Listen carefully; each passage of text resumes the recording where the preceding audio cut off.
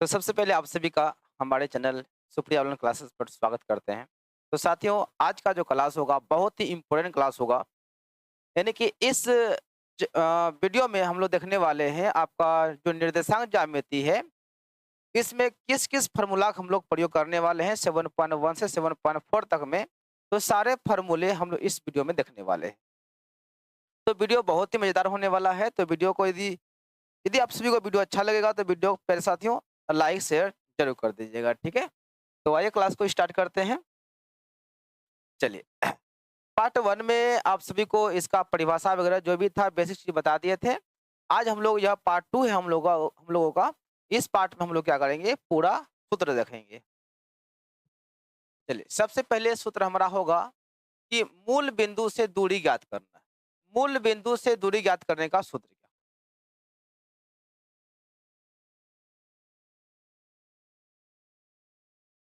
मूल बिंदु से दूरी सूत्र। तो मूल बिंदु से दूरी सूत्र जो होता है वो आपका होता है, हो जाएगा under root x square plus आपका हो जाएगा वाई। जब भी आपका प्रश्न में लिखा रहे कि मूल बिंदु से इस बिंदु का दूरी ज्ञात करें, तो आप इस फॉर्मूला से निकाल सकते हैं। अब आते हैं कि दो बिंदुओं के बीच जो दूरी ज्ञात करते हैं उसके लिए सूत्र क्या होगा। यानी कह सकते हैं इसको दूरी सूत्र। Under root x1 minus x2 का whole square plus y1 minus y2 का होल। आप सूत्र ऐसे भी लिख सकते हैं, कोई दिक्कत नहीं है, या आप चाहे तो इसको आप ऐसे भी लिख सकते हैं, x2 माइनस x1 का स्क्वायर, कोई दिक्कत नहीं होगा। यहाँ देखिए, x1 माइनस x2 है, या आप कह सकते हैं x2 माइनस x1 कह सकते हैं। यहाँ पे y1 माइनस y2 है तो आप इसको y2 माइनस y1 भी लिख सकते हैं। अब ऐसा क्यों लिखते हैं, इसका जो है ना सिंपल सा रीजन है, ध्यान देंगे। बताइए कि -2 का स्क्वायर क्या होगा? तो आप कहेंगे गुरुजी -2 गुने -2 करेंगे तो आपका हो जाएगा प्लस में 4 हो जाएगा। माइनस माइनस क्या होता है? प्लस में होता है, ठीक है ना?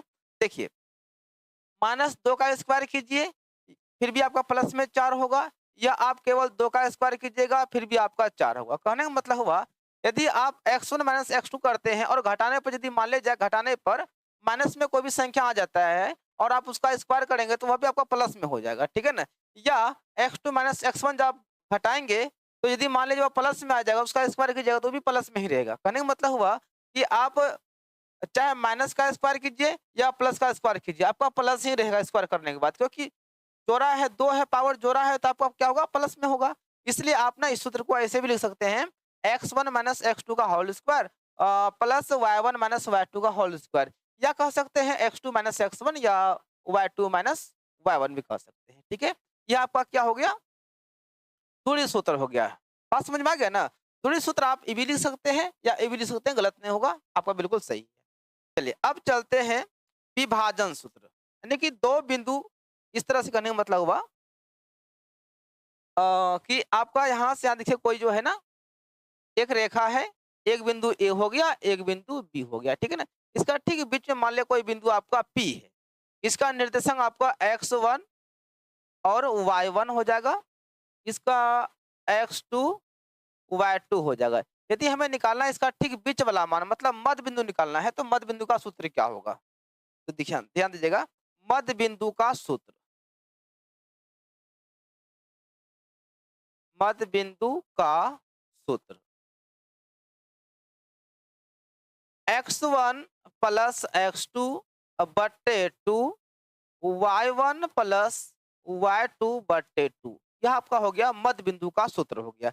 या आप इसको ऐसे भी कह सकते हैं, x2 plus x1 y2 plus y1 बट्टे 2 कर सकते हैं, कोई दिक्कत नहीं, क्योंकि देखिए आप यहाँ देखिए x1 प्लस x2 चाहे इधर से जोड़िए या उधर से जोड़िए, आगे पीछे कीजिए, कोई दिक्कत नहीं, प्लस में है तो आप इतना कर सकते हैं। चलिए जी, यहाँ पे आपका हो गया। अब चलिए, अब कोई त्रिभुज है ना? अब त्रिभुज का जैसे मान लीजिए कि कोई बिंदु आपका त्रिभुज का शीर्ष आपका दिया गया है इस रूप में। देखिए ध्यान से, मान लिया जाए कि यह आपका कोई त्रिभुज है और इसका नियामक आपका दिया गया है, जैसे ए, इसका हो जाएगा x1 y1, यह हो जाएगा बी x2 y2, यह हो जाएगा सी x3 y3, है ना। यानी किसी त्रिभुज का यदि आपका शीर्ष दिया रहे और उस त्रिभुज का निकालना हो क्षेत्रफल, तो उसके लिए सूत्र क्या होगा? त्रिभुज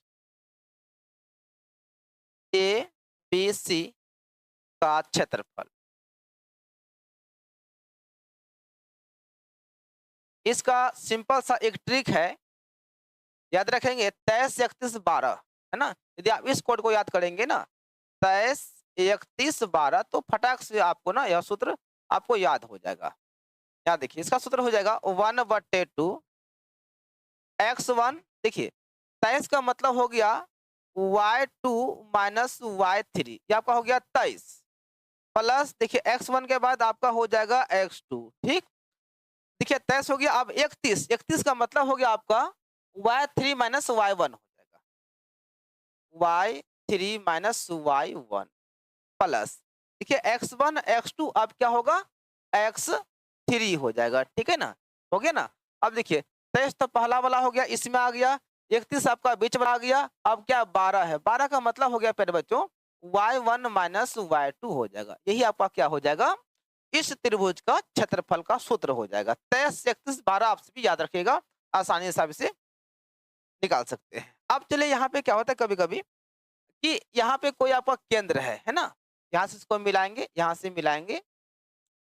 अब सवाल कभी कभी आपका आ जाएगा कि त्रिभुज के केंद्रक का मान ज्ञात कीजिए। जैसे मान लीजिए कि इसका केंद्रक जो है ना जी है, यहाँ पे x और y जो होगा यही बताना है कि त्रिभुज के केंद्रक का मान क्या होगा। चलिए त्रिभुज के त्रिभुज के केंद्रक का सूत्र, त्रिभुज के केंद्रक का सूत्र क्या होगा? देखिए ध्यान से, इसका आपका हो जाएगा x1 plus x2 plus x3 बटे हो जाएगा 3, y1 plus y2 plus y3 बटे हो जाएगा 3। यह क्या हो जाएगा जी? यह आपका त्रिभुज के केंद्रक का सूत्र हो जाएगा। उम्मीद करते हैं आप लोगों को समझ में आ रहा है। चलिए अब आते हैं, एक आपका होता है विभाजन सूत्र होता है।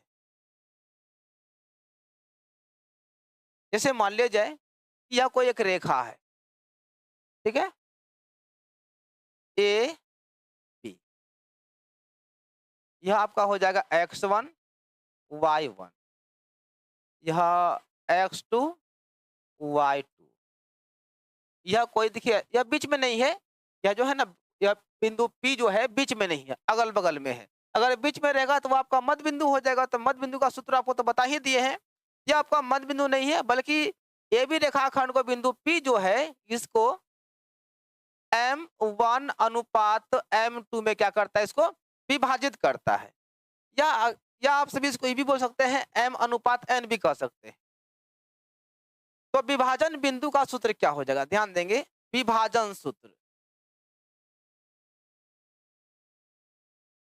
विभाजन सूत्र क्या हो जाएगा मेरे भाई, यह आपका हो जाएगा, ध्यान देंगे, m1 x2, गौर करेंगे यदि यहाँ पे m1 लिखेंगे तो उसके बाद x2 लिखेंगे, उसके बाद m2 तो यहाँ पे हो जाएगा x1 बटे m1 प्लस m2 हो जाएगा।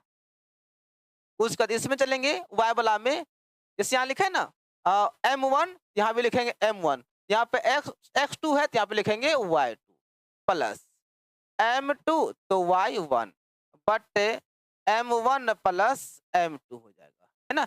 इसको आप सभी अंतर विभाजन भी कह सकते हैं, है ना, यह आपका अंतर विभाजन का सूत्र है।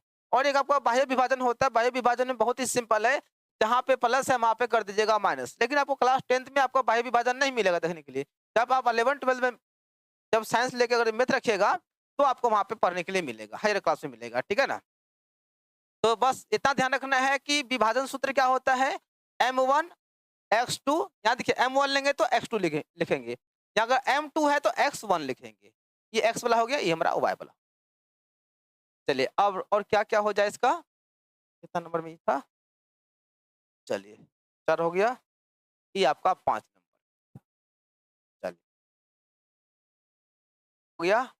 और एक ध्यान देंगे, एक आपका वृत्त पे सवाल आता है, वृत्त पे, यह आपका वृत्त है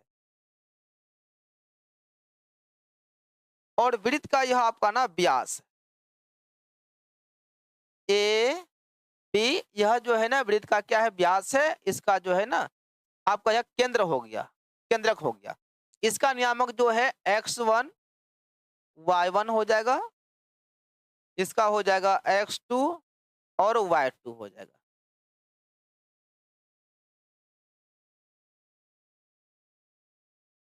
x2 y2 अब निकालना है कि वृत्त के केंद्रक का, यानी वृत्त का जो केंद्र होता है उसका निर्देशांक का सूत्र क्या होगा।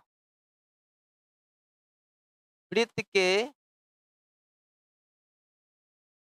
केंद्र का सूत्र, तो ध्यान देंगे आपका यह जो वृत्त का केंद्र ओ जो है ए बी रेखाखंड है, इसका ठीक बीच में आता है ना, यह ठीक बीच में आएगा। इसका मतलब हुआ कि ओ जो है ए बी रेखाखंड का क्या हो गया, व्यास ए बी का मध्य बिंदु हो गया। तो इसका सूत्र वही मध्य बिंदु वाला ही चलेगा, x1 प्लस x2 बट्टे 2 हो जाएगा, y1 प्लस y2 बट्टे 2 हो जाएगा, ठीक है ना। इसको मध्य बिंदु कहते हैं। एक्चुअली में देखा जाए ना तो यह आपका क्या है, ए बी रेखाखंड का ओ जो है ठीक बीच में, तो आपका मध्य बिंदु ही कहलाया।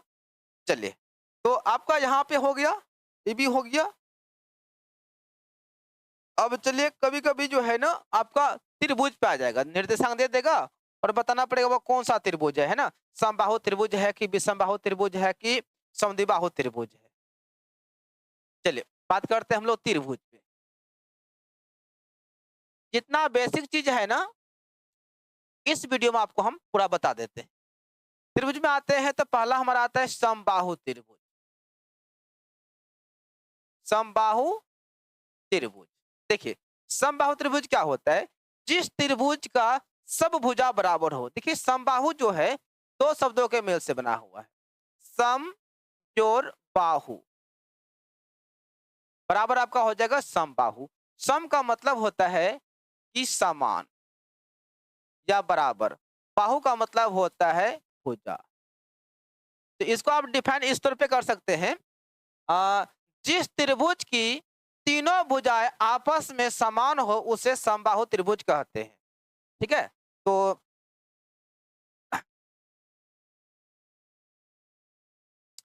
ये रहा हमारा समबाहु त्रिभुज, ध्यान देंगे ये क्या बच्चों, समबाहु त्रिभुज है ए बी सी, ठीक है ना। तो ई वाला भुजा, ई वाला भुजा, ई वाला भुजा, यानी कि तीनों भुजा यदि बराबर होगा तो वो आपका हो जाएगा समबाहु त्रिभुज हो जाएगा। यानी कि ए बी बराबर बी सी बराबर ए सी। जिस त्रिभुज की तीनों भुजाएं आपस में बराबर हो उसे समबाहु त्रिभुज कहते हैं। यहाँ पे क्या होगा कि आपको दे देगा कि त्रिभुज का तीनों शीर्ष ए बी सी दे देगा, आपको बताना है कि वह दिया गया शीर्ष जो है क्या समबाहु त्रिभुज का शीर्ष है। तो क्या करेंगे, बारी बारी से दूरी सूत्र के प्रयोग से ए बी का दूरी निकाल लेंगे, बी सी का दूरी निकाल लेंगे, फिर ए सी का दूरी निकाल लेंगे, यानी तीनों भुजा निकल जाएगा। तो देखेंगे यदि तीनों भुजा यदि हमारा बराबर निकल जाता है तो बोलेंगे हाँ यह हमारा समबाहु त्रिभुज का शीर्ष है। यदि तीनों भुजा बराबर नहीं है तो बोलेंगे नहीं है। यह आपका हो गया भाई समबाहु त्रिभुज हो गया। अब चलते हैं, एक होता है समद्विबाहु त्रिभुज।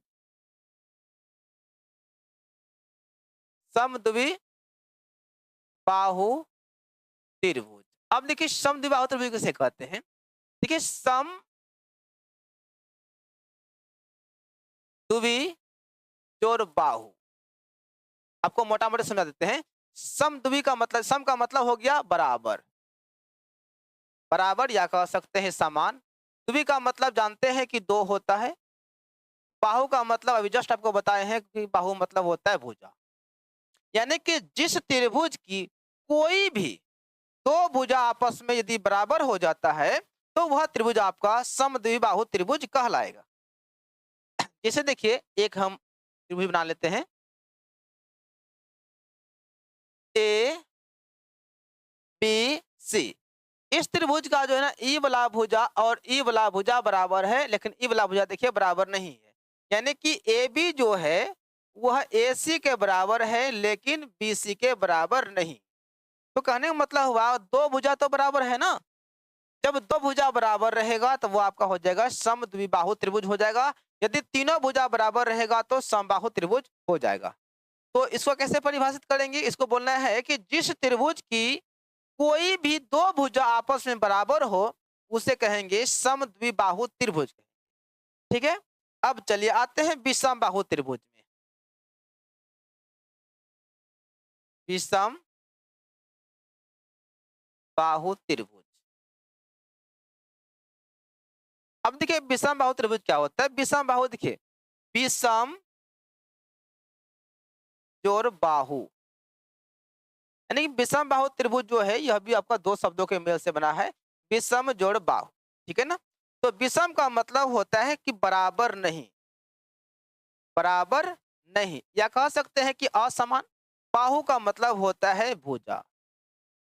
यानी कि आप कह सकते हैं, इसको डिफाइन कर सकते हैं इस तरह से कि जिस त्रिभुज की तीनों भुजा आपस में बराबर ना हो उसे कहेंगे विषम बाहु त्रिभुज।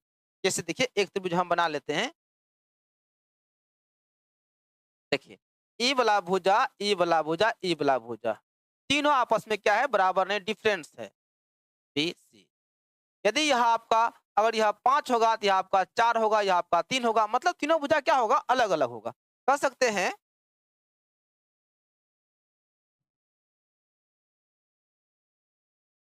कह सकते हैं कि ए बी जो है वह बराबर नहीं है बी सी का, ए बी बराबर नहीं है ए सी का। यानी कि आपका तीनों भुजा आपस में बराबर नहीं है। तो जिस त्रिभुज की तीनों भुजाएं आपस में असमान हो उसे कहेंगे विषम बाहु त्रिभुज कहेंगे।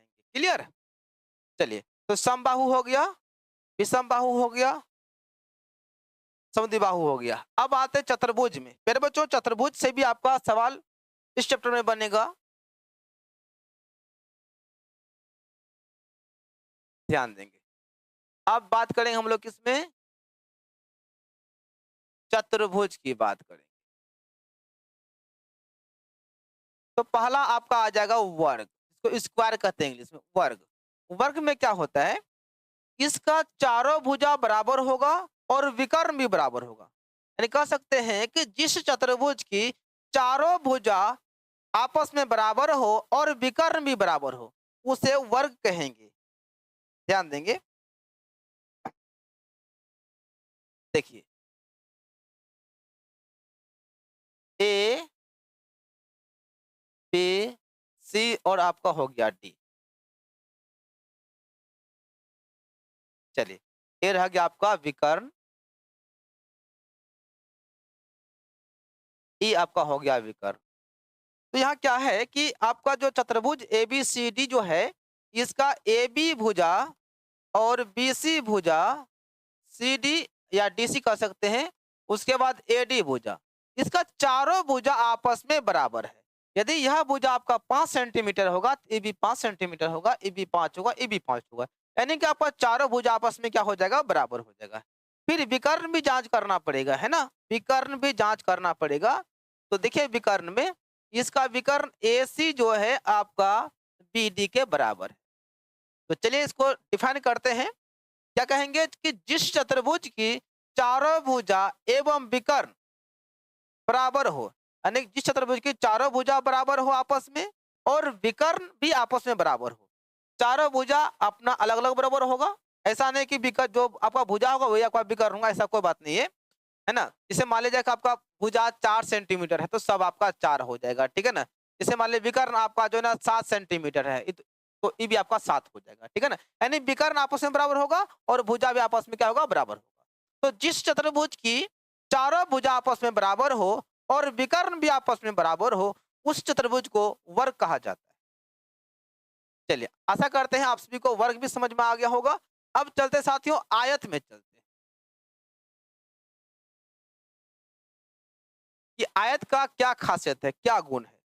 देखिए आयत में क्या होता है कि आमने सामने की भुजा बराबर होगा और विकर्ण भी बराबर होगा। ये देखिए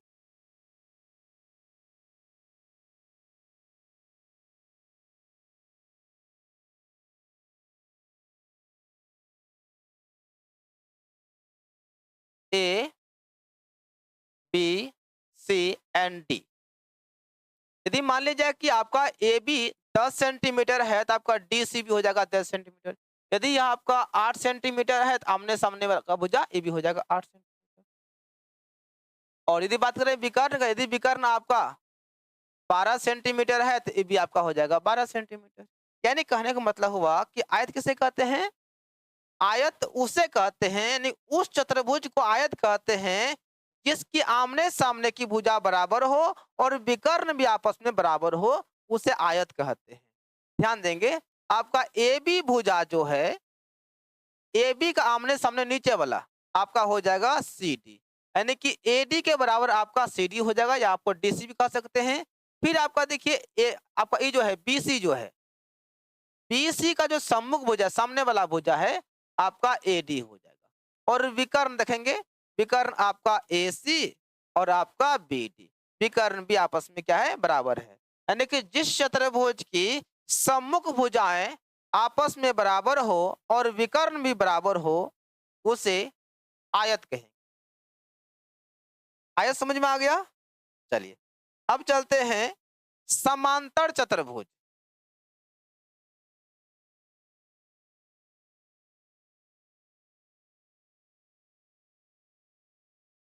समांतर चतुर्भुज ध्यान देंगे, समांतर ही है ना।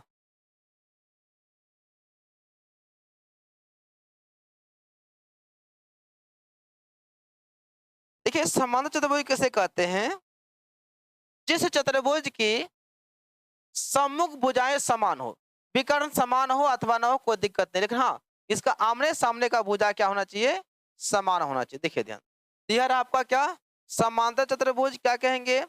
जिस चतुर्भुज की आमने सामने की भुजा क्या हो? समान हो, बराबर हो, उसे कहेंगे समांतर चतुर्भुज। देखिए ध्यान से, इसके सामने वाला ई भुजा, इसके सामने ई वाला भुजा, विकर्ण बराबर हो अथवा न हो, कोई दिक्कत नहीं है ना।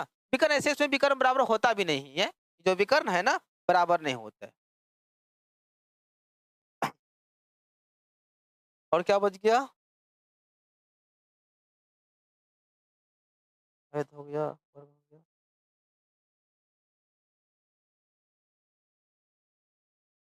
चलिए अब एक बच गया आपका समचतुर्भुज।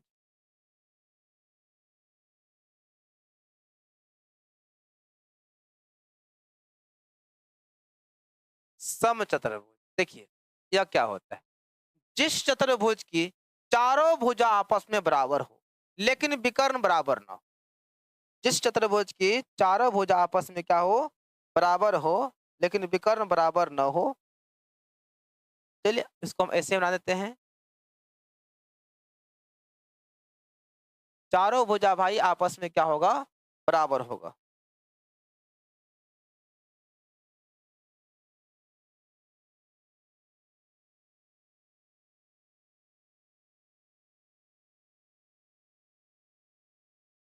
चलिए दिख रहा है ना, इसमें इसमें अंतर है।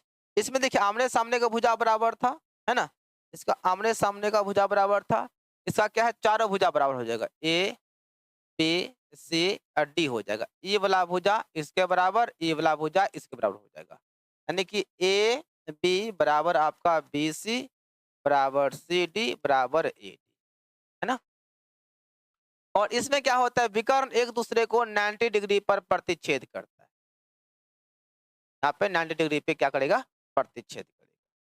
चलिए आज का बेसिक क्लास इतना ही रहने देते हैं और थोड़ा सा एक चीज आपको बता देते हैं, ध्यान दीजिएगा, इसमें काम देगा। चलिए ध्यान देंगे, यदि बिंदु बिंदु P 5 6 हो तो भुज डैश तथा कोटि डैश होगा।